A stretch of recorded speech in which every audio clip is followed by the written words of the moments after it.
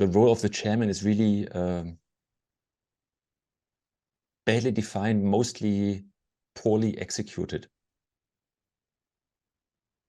I agree with you, because think about what the context is of this chairman role. You have all these high-powered executives and experienced investors and maybe corporate people in there around you, and then the expectation is so this is a particular culture that's in the board and in there, which is this kind of high-powered culture. But those people don't tend to spend enough time talking about how do we want to organize ourselves? What are our roles? The soft aspects of this all. They don't spend enough time in that.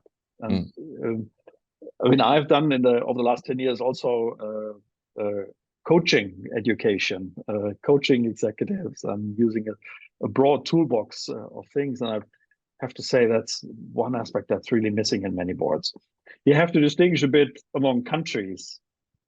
In the UK, where I'm in this chairman role, it's a more active role than, for example, in the German context. There, it's the Aufsichtsrat, so somebody who's looking onto your hands as an executive to make sure you're not making mistakes. The name is already kind of telling you that the perspective is often a bit different. In England, it is much more active. You have many more meetings. You are more expected to be something like a positive sparring partner for the CEO. So I'm definitely a lot closer than many would be in a similar role here in the German context to this. So speaking to the executive team and also within the organization, it is a more open role. But you're right, it is not very well defined, and you need to find your way and be open about how do you want to live this. Yeah. I think the most important part of the job is to properly orchestrate this whole thing, because it's complex. You have these investors that have entirely different interests. You have, some experts, independent on the board. You have the executive team. You have the whole organization. You have the outside world, and you're somehow there, a backstop for the CEO towards the outside world. Then you are a conduit for investors towards the company.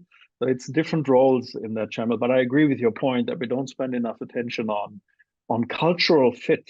I mean, the culture that a company has is the most important value driver, and we don't spend enough time. So it's actually one of the first things I did at Oxford PV was initiate a vision, mission, culture, values workshop series driven from the board with all the executives, and then with the whole team, with everyone, and that will renew regularly. And it's super important that you take these so-called soft aspects, which are anything but soft, and and make them important when you choose executives as much as when you try to involve the whole organization. So I fully agree with your point. Yeah.